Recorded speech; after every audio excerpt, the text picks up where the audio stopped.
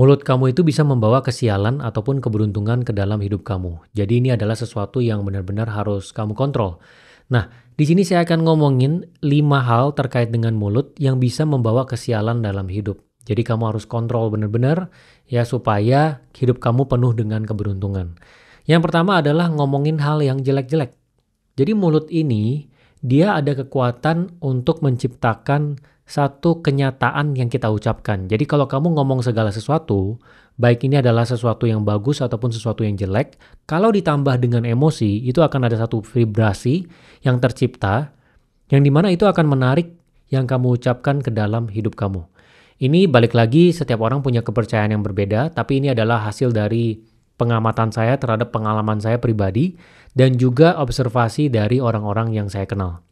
Jadi misalnya ada contoh pertama nyata ya, ini orang yang saya kenal, teman dari temannya saya, ini dia punya uang yang cukup banyak ya, dia cukup berada 8 tahun yang lalu dia punya bisnis.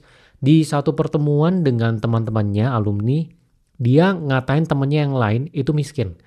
Jadi dia ngomongin, ah ini mah dia keluarganya miskin, dia bisa dapat duit dikit gara-gara ini. Dia jelek-jelekin di depan teman-teman yang lain. Tapi si teman yang itu nggak tahu, intinya dia ngomongin aja lah tentang kemiskinan dari si teman itu. Ngomonginnya dengan emosi gitu. Saya nggak tahu maksudnya dia apa, tapi dia seperti itu. Nggak lewat 5 tahun, bisnisnya dia pribadi, ini nyata ya, itu drop omsetnya. Sampai dia harus PHK semua karyawannya dan dia susah, dia harus pinjam uang ke orang-orang sekitarnya buat survive. Ini cerita nyata. Kemudian yang kedua adalah seseorang yang dia pada saat hadirin pernikahan temennya, baru temennya itu lagi nikah, lagi kita ngomongin semua yang bagus-bagus, dia ngomong, alah nanti juga cerai, lihat aja. Nggak bakal bisa bertahan, bla bla bla bla bla bla. Selang beberapa tahun, orang itu cerai. Jadi orang yang ngomongin temennya akan cerai, dia sendiri cerai. Nah intinya dari contoh yang saya berikan ini adalah ketika mengucapkan segala sesuatu, ucapkanlah hal yang positif. Jadi kalau misalnya ada hal yang negatif, oke, kalau memang kamu harus ngomong hal yang negatif, nggak apa-apa ngomong tapi nggak usah ditambah emosi. Yang ditambah emosi itu hal-hal yang positif, supaya yang positif itu datang ke diri kamu, supaya menjadi nyata. Ini termasuk dengan candaan ya. Kadang kan ada orang suka candaan, ah gue nggak mungkin lah, gue kan bego, ah gue nggak mungkin lah, gue kan miskin. Nah ini kan candaan-candaan yang mungkin kamu ngerasa ini adalah candaan.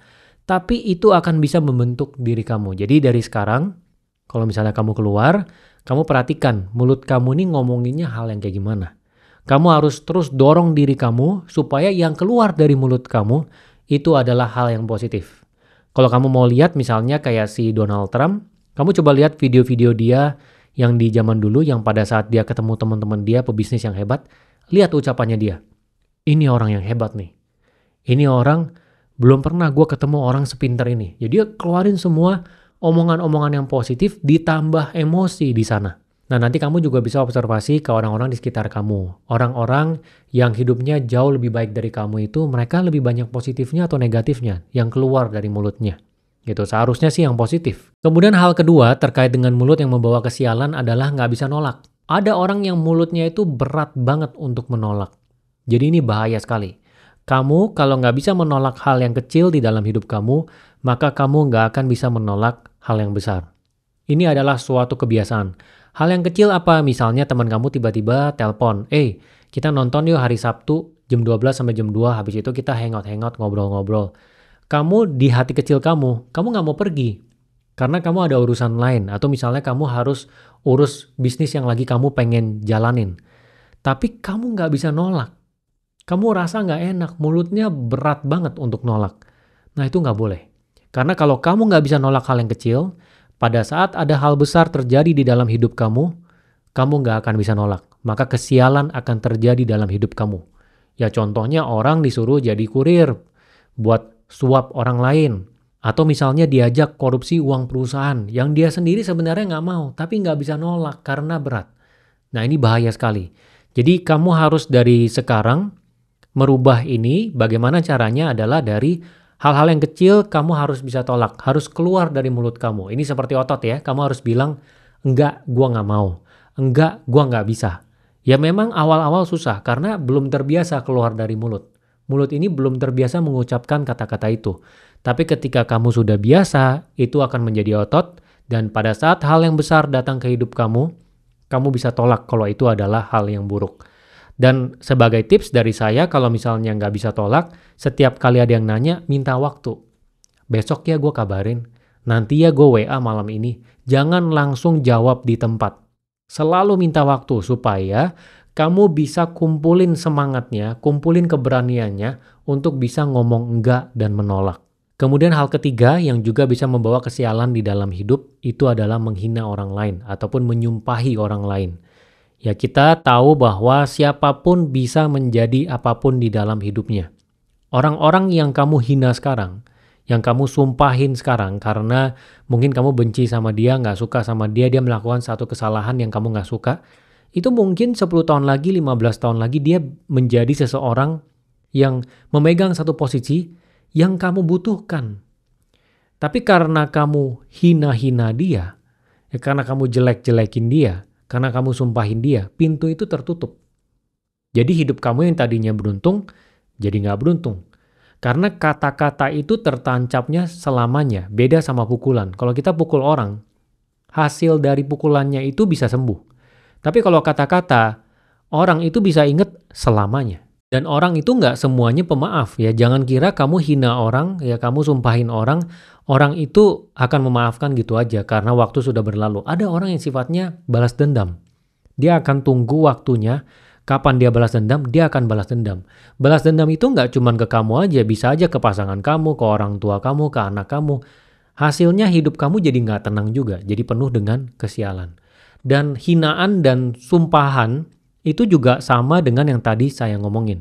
Ini adalah sesuatu yang negatif yang juga bisa jadinya ke diri kamu. Ya saya juga pernah ceritakan di video-video sebelum ada satu orang yang saya kenal, dia menyumpahi orang lain karena dia emosi.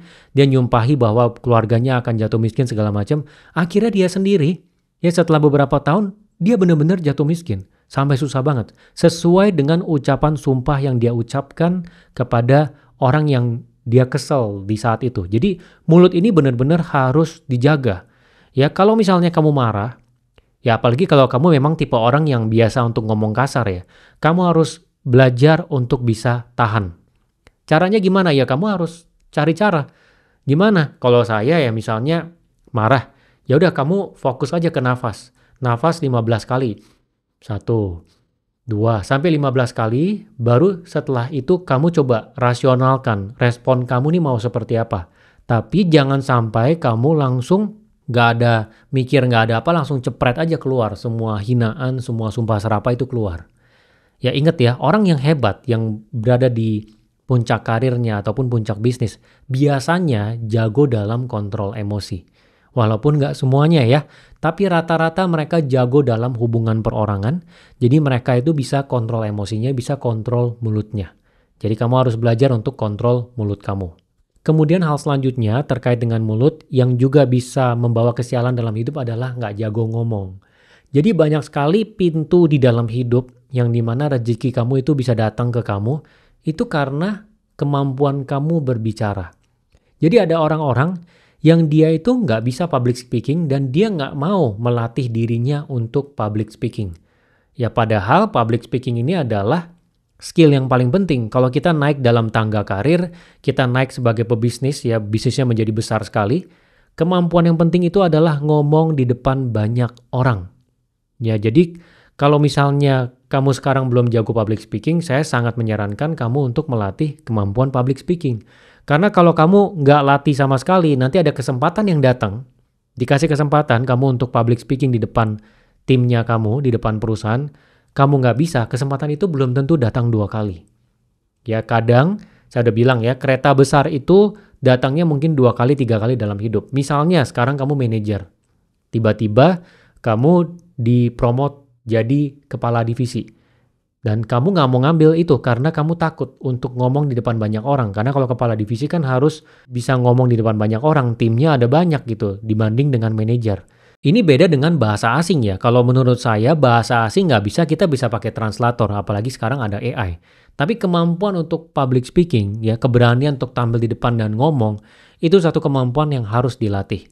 Dan terkait dengan kemampuan berbicara, ini juga ada keterkaitan dengan untuk cepat dekat dengan orang. Jadi kalau kita presentasi ke orang yang baru ditemui, misalnya investor, atau kita ketemu orang baru yang bisa menjadi prospek klien kita, itu kemampuan ngomong kita sangat penting sekali. Kalau kamu tipenya nggak mau ngomong, misalnya kamu kebetulan naik pesawat di bisnis kelas, di sebelahnya kamu nih ada calon klien yang berpotensi besar menjadi klien besarnya kamu nih. Kamu nggak mau ngomong, karena kamu nggak bisa ngomong, nggak bisa basa-basi. Ya udah, pintu itu tertutup, hidup kamu akan sial selamanya. Kamu nggak ada rezeki yang bisa besar tiba-tiba datang ke hidup kamu. Tapi kalau kamu jago ngomong, kamu akan ajak ngomong. Tahu caranya supaya ada kesamaan yang dicari ketika ngomong, basa-basinya gimana. Terus ketika ketemu investor, presentasi bisa. Ya kalau misalnya dalam konteks karir tiba-tiba posisinya naik, bisa ngomong di meeting di depan banyak orang dengan tegas, dengan lancar gitu. Jadi kemampuan berbicara ini menurut saya sangat penting. Jadi kamu harus alokasi waktu untuk mulut kamu latihan. Entah ini di depan kaca, entah di waktu kosong, pilih satu topik random, yang penting kamu harus jago ngomong. Kemudian hal terakhir terkait dengan mulut yang bisa membawa kesialan itu adalah kebanyakan janji. Ya, ini saya udah ketemu banyak sekali orang yang kayak gini di dalam hidup saya ya. Karena saya juga umurnya udah 30 ke atas. Jadi, jangan sampai kamu itu gampang janjiin ke orang yang dimana janjinya itu tidak kamu penuhi. Ya, saya ada kenal dengan orang yang bilang, oke, nanti janji begini ya, gue taruh duit segini, segini, segini. Ternyata pada saatnya dia nggak taruh duit. Nanti ya gue atur kita akan ketemu ada event seperti ini. Ternyata dia nggak lakukan itu. Dan ini efeknya juga akumulatif. Kalau dari hal-hal yang kecil seseorang nggak bisa memenuhi janjinya dia, ketika ada hal yang besar, orang nggak akan percaya. Jadi kalau kamu dari hal-hal yang kecil yang kamu bilang, oke nanti gue datang jam 7 ya, gue nggak akan telat. Ternyata kamu telat, itu kan hal yang kecil. Nanti pada hal yang besar, orang nggak akan percaya kamu. Orang yang tadinya mau menawarkan peluang kepada kamu, entah itu peluang bisnis atau karir naik atau apapun, jadinya dia nggak kasih karena dia lihat ini orang nggak bisa dipercaya. Dan itu secara alam bawah sadar aja, mungkin kamu sendiri juga pernah ketemu orang yang nggak bisa dipegang mulutnya. Gitu. Jadi jadilah orang yang kalau misalnya ngomong sesuatu, ya kamu harus penuhin. Dan jangan kebanyakan kasih janji. Kalau memang kamu nggak bisa untuk memenuhi sesuatu, jangan memberikan janji kebanyakan. Ya, karena rezeki kamu bisa hilang, orang nggak akan kasih kamu peluang di dalam hidup kamu karena itu. Nah, jadi kira-kira ini adalah 5 hal ya yang menurut saya bisa membawa kesialan. Saya ulang lagi sebagai ringkasan. Yang pertama adalah ngomongin hal yang jelek-jelek. Yang kedua adalah nggak bisa nolak. Yang ketiga adalah hina orang ataupun sumpahin orang. Yang keempat adalah nggak jago ngomong, nggak bisa ngomong. Kemudian yang kelima adalah kebanyakan janji. Jadi kalau 5 hal ini bisa kamu kontrol, hidup kamu akan jauh lebih baik. Ingat ya, kamu harus catat apa yang saya bilang di sini dan langsung implementasi. Kamu langsung tulis, oke, apa ya yang bisa dikoreksi. Karena kalau kamu cuma dengar doang, nggak akan merubah apa-apa. Semoga membantu ya.